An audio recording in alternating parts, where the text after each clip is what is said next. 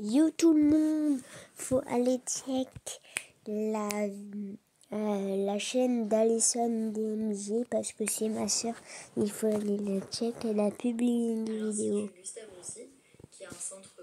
Donc je vais vous la montrer, elle dure 13 minutes. Elle parle de l'hôpital. Et les manipes radio dans tout ça, Monsieur Macron. Faut que je me dise que c'est pour la bonne cause.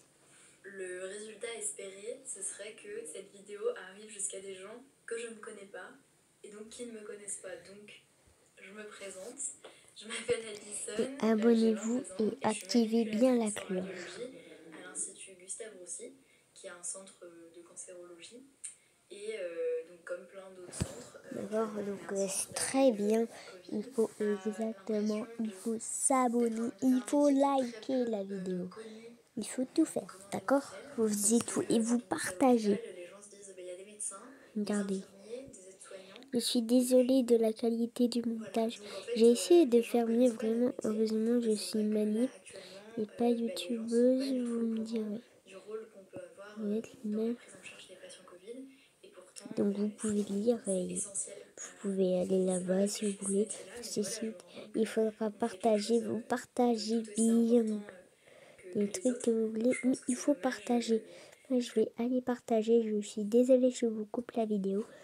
Je vais partager. Et voilà. Et je vais aussi partager.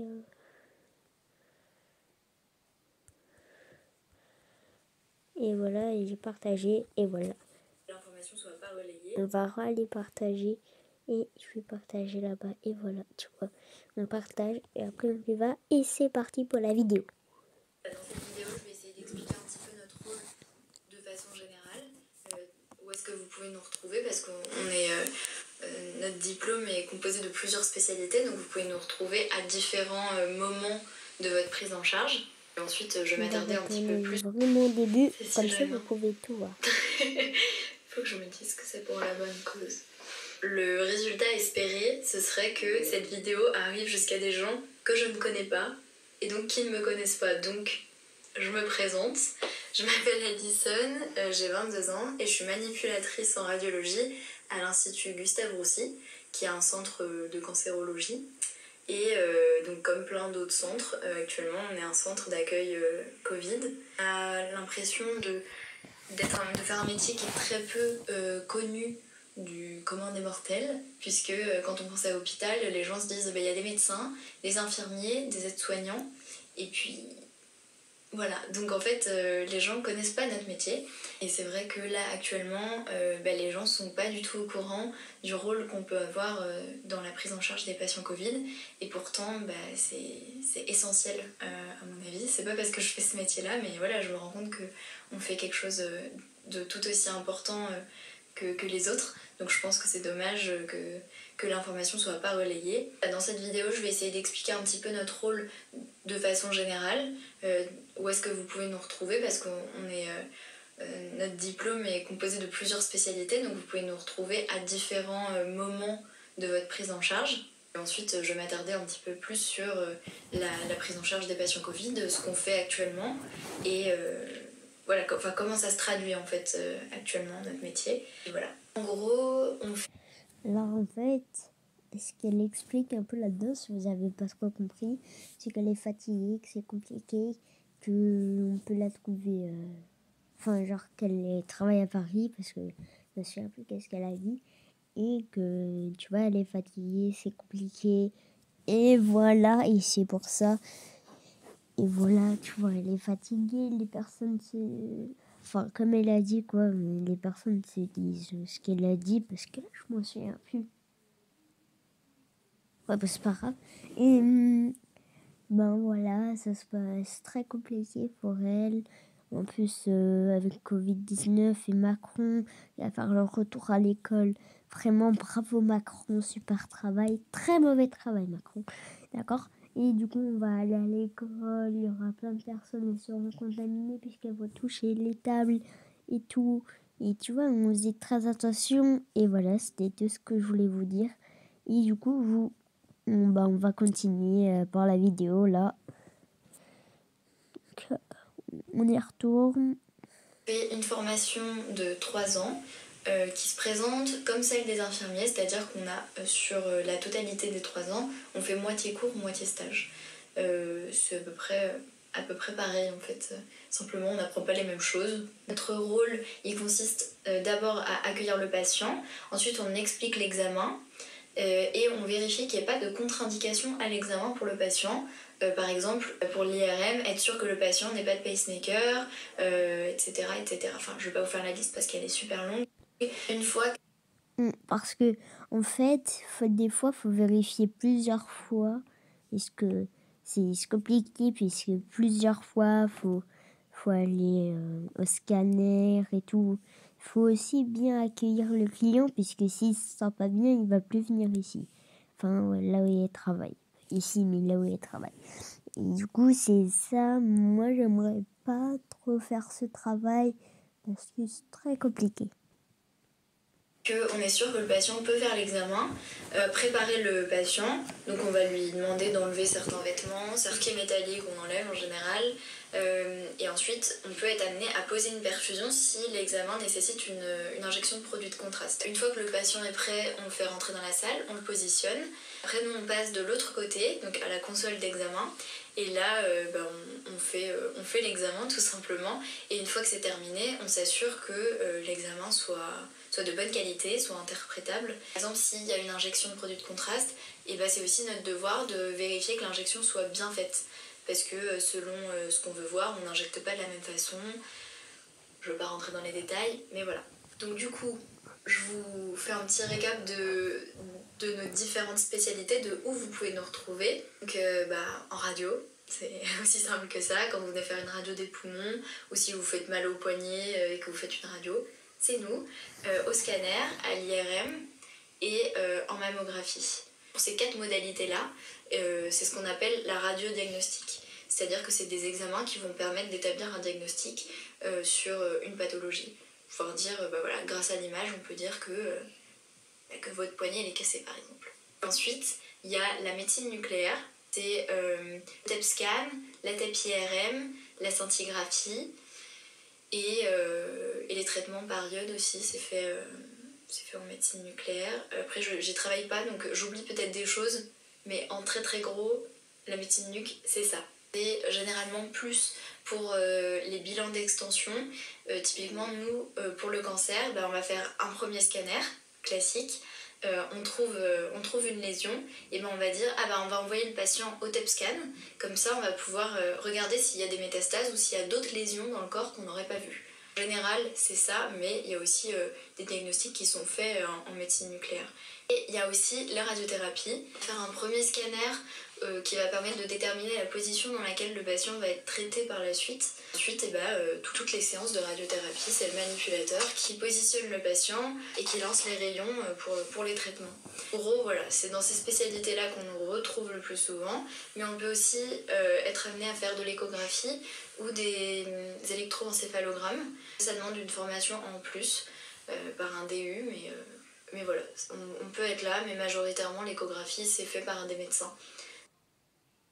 Et écoutez, super! En commençant le montage, je me suis rendu compte qu'en fait, il manquait plein de trucs parce que mon appareil photo a tout simplement arrêté de filmer. Voilà, il a décidé que j'avais assez parlé. Mais du coup, le point positif de tout ça, c'est que en écoutant, je me suis rendu compte que j'avais oublié de citer la radiologie interventionnelle. Je suis désolée les copains. Donc l'ARI, c'est un peu comme au bloc, du moins il y a les mêmes normes d'hygiène. Et en fait, on va venir céder de l'imagerie.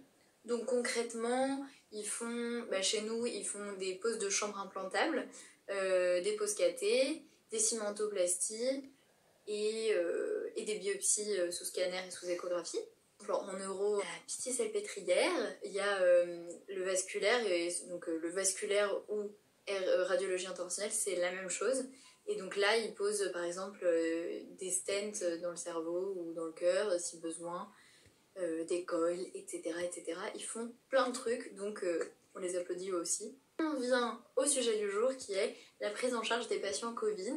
Comment ça se passe chez nous, en quoi on est utile, pourquoi on a besoin de nous Et pourquoi? On aimerait bien que le président, dans toute la liste des métiers qu'il cite, qu'il y ait manipulateur en radiologie. Voilà, c'est aussi simple que ça. Alors, comme certains le savent ou pas d'ailleurs, le dépistage actuel, il se fait par ce qu'on appelle la PCR. C'est un espèce de coton-tige qu'on vous met dans le fond du nez pour aller jusqu'au cavum qui se trouve derrière le nez. Simplement, ça c'est quelque chose qui est opérateur dépendant. Donc, parfois il y a des faux négatifs parce que soit c'est mal fait, faut savoir aussi que c'est moins sensible que le scanner. Et comme me l'a expliqué tout à l'heure ma collègue, je n'étais pas au courant, mais parfois, une fois que le virus est dans les poumons, il se trouve plus derrière le nez dans le cavum. Donc du coup, on a beau faire le test une fois, deux fois, trois fois, il n'est pas là, donc ton test il sera toujours négatif. Comment on pallie à ça? Tout simplement, on fait un scanner thoracique sans injection, c'est ce qui est recommandé par l'OMS. Et les scanners, c'est bébé qui les fait. C'est là qu'on rentre en jeu. On met un masque, des lunettes de protection, une charlotte, une surblouse, un tablier, des surchaussures, des gants. Alors je vous explique en fait, puisque en fait ils n'ont pas les masques qui sont vraiment hauts et vraiment bien pour la protection. Ils ont des masques un peu moyens mais qui protègent. Et tu vois, ils ont toute la protection nécessaire pour ne pas l'attraper. Et voilà, c'est tout. Nous, ce qu'on fait même dans notre service, si je peux vous donner un petit tip de service à service, ce qu'on fait du coup, c'est on met 2 paires de gants. Et en gros, une fois qu'on a fini de vraiment positionner le patient, de toucher le patient, on enlève nos petits gants, hop, on centre le patient et on reste dans la salle pendant l'examen parce que si on sortait de la salle pour faire l'examen et qu'on re-rentrait, ça voudrait dire qu'on dépenserait 2 fois plus de matériel. On a du matériel, nous on a de la chance, mais voilà, on n'en a pas non plus comme ça à jeter par les fenêtres. Donc on y fait attention. Les patients arrivent aux urgences, malheureusement parfois ils arrivent un petit peu en vague, donc on leur fait tout de suite le test PCR, comme je vous ai dit, là, le petit coton-tige. Le problème c'est que pour avoir les résultats de la PCR, ça demande plusieurs heures. En attendant la réponse, les urgences restent blindées. Donc pour désengorger un petit peu les urgences, toutes les suspicions, on les fait passer au scanner, en sachant que le mieux, c'est quand même de faire le scanner à 3 jours après apparition des symptômes. C'est là où on commence à voir des images de Covid sur les poumons. Je voulais revenir rapidement sur les images du scanner pour vous expliquer un petit peu comment ça se présentait. Donc là, on a 2 images de scanner thoracique en fenêtre parenchymateuse, on appelle ça. C'est une reconstruction qui nous permet de bien voir le tissu pulmonaire. À droite c'est injecté, mais on va faire comme si ça l'était pas, parce que de toute façon, pour nous, ça revient au même. Je veux juste m'attarder sur comment on détecte le Covid. Donc je vais d'abord m'attarder sur l'image de droite puisque c'est des images de patients sains. Donc tout ce qui est noir, c'est l'air qui se trouve dans les poumons. Et les petits traits blancs que vous pouvez voir, en fait c'est les vaisseaux du tissu pulmonaire. Donc de ce côté-là, rien d'anormal. Alors que quand on passe à gauche, comme vous pouvez le voir là où c'est indiqué par la petite flèche, et donc cette image-là, c'est caractéristique du Covid et c'est ce qu'on appelle des images en verre dépoli. Donc grosso modo, ça ressemble un petit peu à des toiles d'araignée. Désolée s'il y a des radiologues qui passent par là, mais je trouve que c'est un peu plus clair comme ça quand on n'a pas l'habitude des termes radiologiques. Et en fait, ces images-là, on les retrouve surtout dans les bases pulmonaires. Donc en fait, dans le bas de vos poumons, quand vous êtes debout, c'est dans la partie basse des poumons que ça se trouve le plus souvent. Dans les cas les plus évolués, vous pouvez vous douter qu'en fait, il y en a un petit peu partout. On voit aussi passer des gens pour qui on va chercher à évaluer l'évolution de la maladie, c'est-à-dire des gens qui sont déjà hospitalisés, chez qui on sait qu'ils sont positifs, pour voir si ça va mieux ou si au contraire, ça se dégrade. Et on est parfois amené à faire des scanners avec injection, qu'on appelle des angioscanners thoraciques. Et là, c'est pour éliminer le risque d'embolie pulmonaire, qui est en fait lié au Covid, puisque l'OMS a montré qu'il y a un certain pourcentage de patients atteints du Covid qui font par la suite des embolies pulmonaires. Donc voilà, en gros pour le Covid, c'est les 2 examens au scanner qu'on est amené à faire. C'est très rapide comme examen. Le problème c'est que le temps par exemple de s'habiller, de préparer le patient, si on doit le perfuser, du coup non, on a sorti tout le matériel de la salle. Donc ça demande une certaine organisation et ça demande beaucoup de temps. Par exemple, pour le brancardage, les brancardiers aussi, il faut qu'ils s'habillent. Il faut qu'ils soient au courant, ils descendent pas les patients dans n'importe quel ordre parce que par exemple on fait une suspicion avant un patient avéré, puis parce que on va pas mettre un patient sur la table pour qui on sait qu'il est malade et juste derrière mettre un patient qui possiblement n'est pas malade, même si on désinfecte entre chaque patient. On prend pas le risque tout simplement. D'ailleurs, voilà, la désinfection des machines, ça fait aussi partie des choses qui nous prennent beaucoup plus de temps qu'habituellement parce qu'il y a plus d'étapes de désinfection. Et le dernier examen qu'on est amené à faire pour les patients Covid. En fait, parce que s'il y a deux personnes qui n'ont pas la même maladie, ils peuvent se l'attraper. Et comme, imaginons, quelqu'un a une grippe qui n'a rien de grave, mais qu'il y a quelqu'un avec le Covid-19 qui est passé et qui ne le nettoie pas, la personne qui aura la grippe risque d'attraper le coronavirus.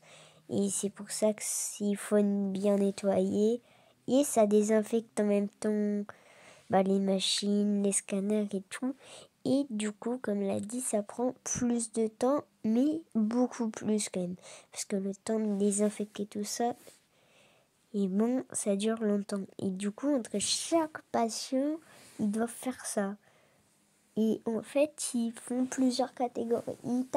Une catégorie des personnes malades, une autre catégorie des personnes qui sont peut-être pas malades ou qui ne sont pas touchées à sûr. Et du coup, il faut faire plusieurs groupes, puisque s'ils en faisaient qu'un, tout le monde va se l'attraper entre le Covid-19. Et c'est pas ce qu'on veut. Du coup, je vais vous laisser de la vidéo et il manque 2 minutes. C'est les radios de lit. Pour ceux qui ne verraient pas en quoi ça consiste, je vais vous mettre une photo de notre machine de radio de lit. Et la radio de lit, on la demande surtout en réanimation parce que c'est des patients qui sont pas stables. Déplacer ces patients-là, dans un premier temps, ça peut dégrader leur état de santé. Et en plus, vu qu'actuellement, notre réa, c'est majoritairement des patients Covid, le fait de les déplacer dans les couloirs, dans les ascenseurs, c'est prendre un risque en plus pour les patients à venir qui vont prendre le même ascenseur, les mêmes couloirs. Enfin voilà, en gros, on évite de déplacer les patients qui sont positifs. On limite vraiment au maximum leur déplacement.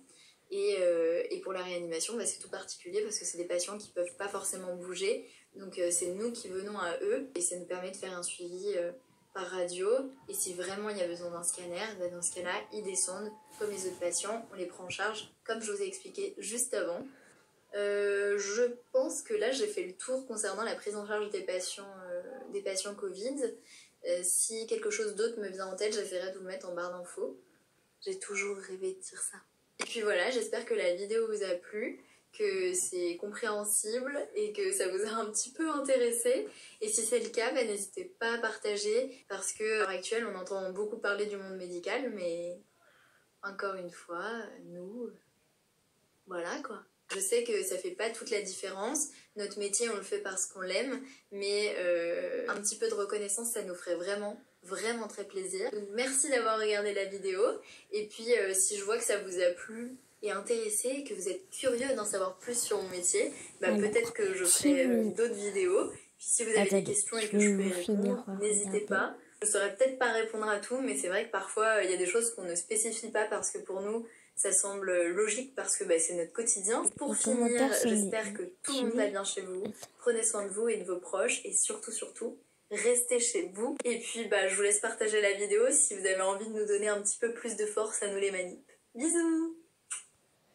Oui, du coup, en fait, les commentaires sont désactivés, mais elle voulait pas les désactiver. Et je sais pas, c'est un truc qu'elle a fait. Et il faut bien partager. Il faut partager sur Facebook quelque chose, mais sur quelque chose. Et là, je vais aller partager. Et là, je vais partager celui-là. Et par exemple, je vais partager... attendez, il faut chercher... Partager à... Alison, on va dire, tu vois. Mais... Bon. Et du coup, voilà. Et la prochaine fois, les mecs, je vais me mettre en ne pas déranger parce que comme vous l'avez vu, vous voyez des trucs comme là en haut quand j'ai des trucs de vidéo.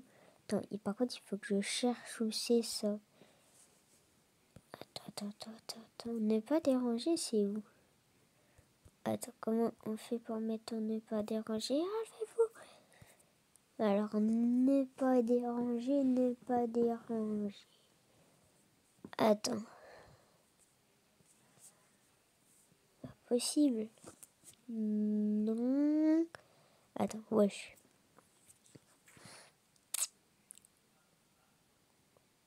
Ouais, bon, je le mettrai et ciao les mecs, il faudra s'abonner, liker, je vous l'ai pas dit en début de vidéo. Et gros bisous. Et non, c'est une blague. Et ouais, allez, on s'abonne.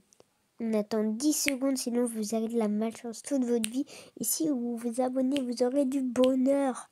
Et vous aurez plein d'abonnés sur votre chaîne. Il faut aussi liker en même temps, en 10 secondes. Ouais bon, on va dire 10 secondes à partir de maintenant.